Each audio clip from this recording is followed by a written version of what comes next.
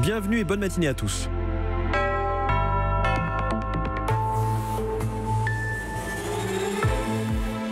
Europe Matin, votre matinale info sur Europe 1. François Geffrier. 8h, le journal, c'est avec Sophie Tussaud. Bonjour Sophie. Bonjour François, bonjour à tous. Le gouvernement fait sa rentrée ce matin. Premier conseil des ministres d'après-vacances. Beaucoup de dossiers délicats comme la réforme des retraites ou l'assurance chômage attendent l'exécutif. Les autres titres, Sophie. C'est un double coup dur judiciaire pour Donald Trump. Le président américain est impliqué dans une affaire de mœurs par son ancien avocat et son ancien chef de campagne est déclaré coupable de fraude fiscale. 5000 enfants de la région parisienne qui ne sont pas partis cet été profitent aujourd'hui d'une journée au bord de la mer. Un peu de vacances offertes par le Secours populaire.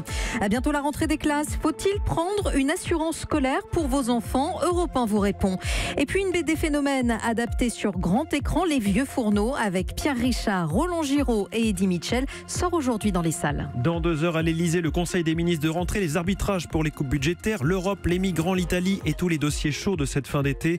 Alors dans un quart d'heure sur Europe 1, la ministre des Affaires européennes, Nathalie Loiseau, en direct avec nous. Vos questions sur Twitter, #E1 matin.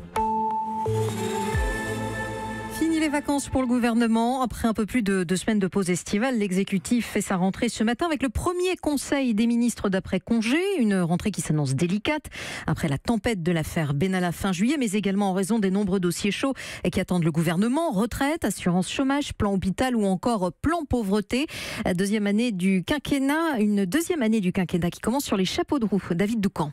Ce serait bien que l'on arrête les bêtises et que l'on reprenne le contrôle de l'agenda. Voilà comment un grognard du macronisme résume l'enjeu de la rentrée. L'affaire Benalla est encore dans tous les esprits. Le budget peut se transformer en chemin de croix à cause d'une croissance plus faible que prévu et le chômage reste élevé à 9,1% de la population active. Voilà le contexte délicat dans lequel Emmanuel Macron veut mettre en scène une volonté de réforme inaltérable. C'est sa phrase de l'été, je cite « Ne croyez pas que je vais lâcher quoi que ce soit, ne croyez pas une seconde que je compte ralentir ou dévier ». La formule a claqué, martiale, dans un bain de foule à Bormes-les-Mimosas.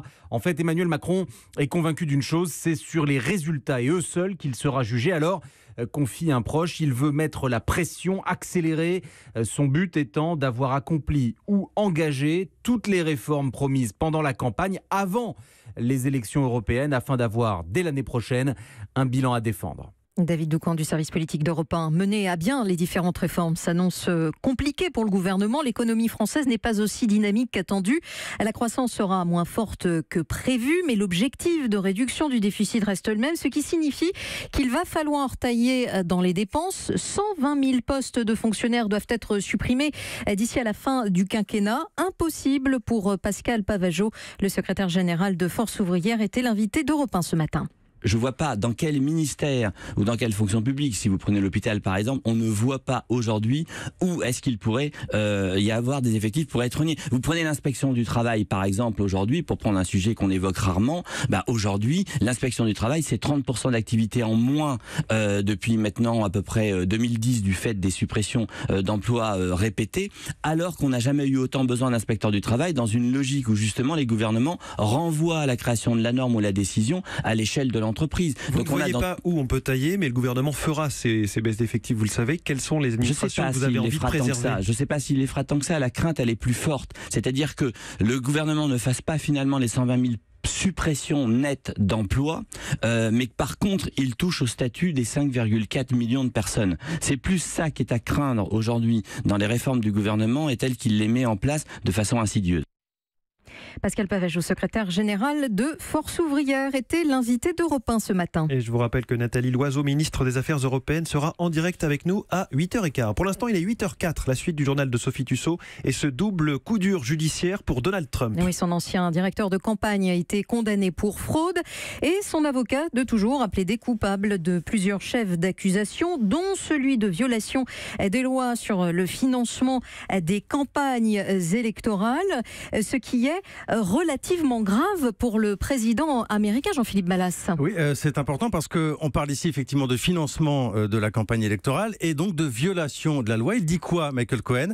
Il dit qu'il a payé 2 femmes qui disent avoir eu une relation avec Donald Trump, une actrice de film porno et une ex-playmate de Playboy. Il les a payées entre 130 000 et 150 000 $ en échange de leur silence. Il dit qu'il l'a fait en secret, en dessous de radar et surtout qu'il l'a fait à la demande du candidat Donald Trump à l'époque. Il en fait donc le commanditaire ou au moins le complice de cette affaire. C'est une accusation grave, d'autant qu'elle émane d'un ancien fidèle de Donald Trump, fidèle parmi les fidèles, Michael Cohen, qui disait carrément qu'il était prêt à prendre une balle pour défendre son client. Et il avait plutôt l'air très abattu hier à New York. Ce qui était intéressant ces dernières heures aussi, c'est de noter l'absence de réaction de la part de Donald Trump, qui d'habitude est si prompt à tweeter. Hier soir, il a préféré communiquer sur un meeting qui avait lieu en Virginie. On n'en est pas encore, en tout cas, à l'épreuve de la destitution pour le président des États-Unis, qui malgré tout reste protégé aujourd'hui à la Maison-Blanche. C'est une procédure très longue, on le dit souvent sur cette antenne. Il ne faut pas oublier aujourd'hui que le Congrès est en majorité républicain. Merci Jean-Philippe Ballas. C'est Donald Trump qui porte un nouveau coup au plan sur la qualité de l'air de Barack Obama. Comme il s'y était engagé durant sa campagne électorale, le président américain a annoncé un projet pour relancer la production de charbon aux États-Unis. 8h06, retour en France où le Secours populaire offre une journée de vacances aux enfants qui ne partent pas durant l'été. Ils sont 1 sur 3 selon l'association. Et ce matin, 5000 enfants de la région parisienne vont monter à bord de 120 cars pour rejoindre la Normandie.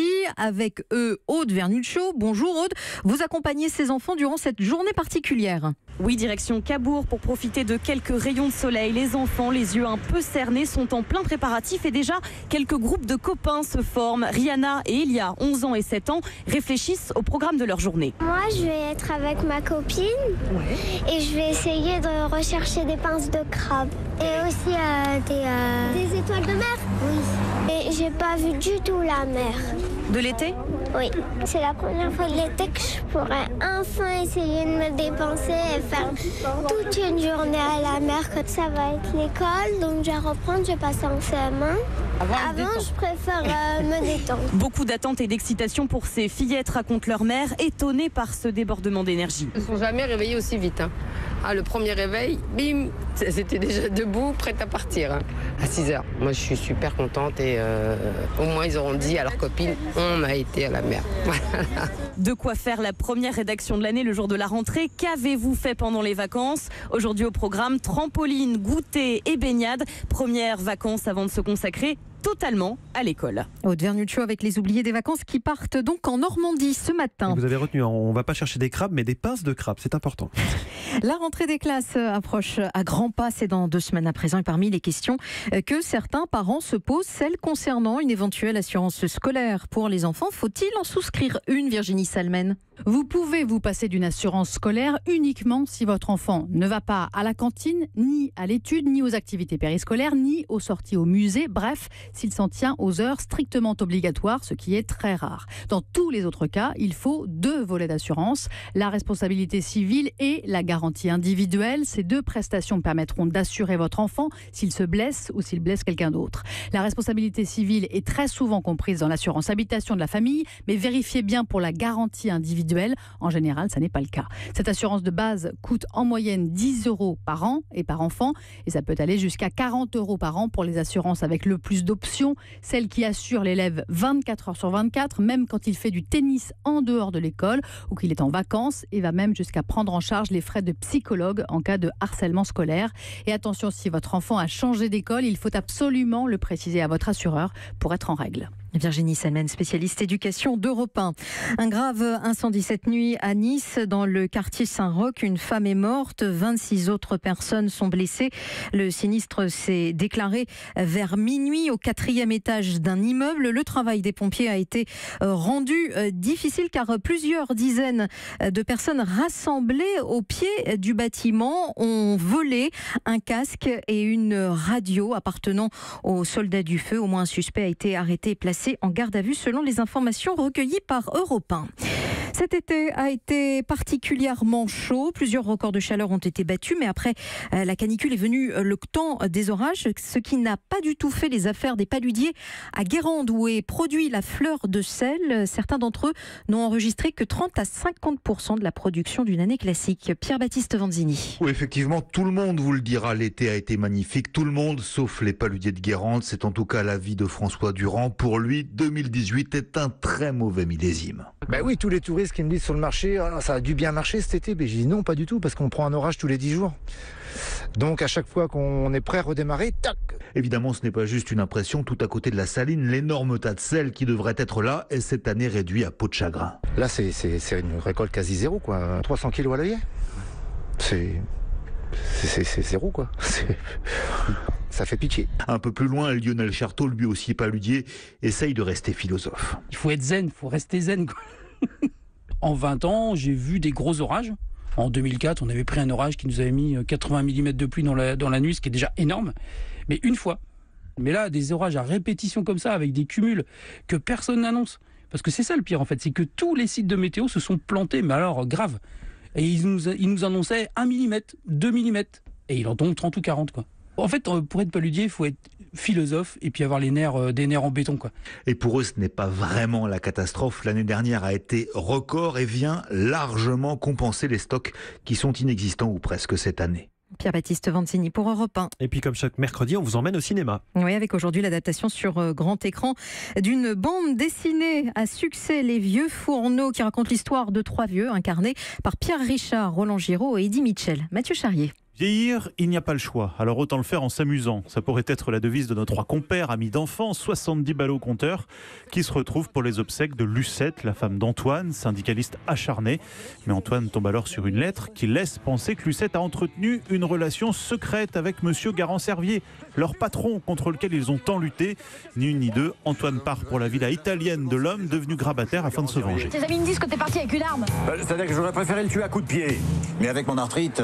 On commet pas un crime passionnel 50 ans après les faits. Pierrot et Mimile le poursuivent alors pour l'empêcher de faire une bêtise. Ceux qui ont aimé la BD des Vieux Fourneaux retrouveront l'esprit dans cette adaptation. Les autres s'amuseront de cette grande réflexion sur la vieillesse, qui n'est pas qu'un naufrage si on sait en profiter. On va pas passer notre temps à regarder dans le rétroviseur. Et surtout, quel plaisir de retrouver à l'écran ensemble Pierre Richard, Roland Giraud et Eddie Mitchell. J'ai les cheveux teints en noir, j'ai une fine moustache, je marche très mal, je suis un ancien rugbyman. Ces 3 vieux cons qui font des imbécilités. Et heureusement qu'il y a cette jeune femme qui les récupère tout le temps. Monsieur Eddy parle de la petite fille d'Antoine. Elle est jouée par Alice Paul, qui va essayer de canaliser nos 3 énergumènes. Les Vieux Fourneaux n'est pas seulement une comédie du 3e âge et s'impose comme le film léger de cette fin d'été. Mathieu Charrier, le Monsieur Cinéma d'Europe 1. Et c'était le journal de Sophie Tussaud. Merci, à tout à l'heure.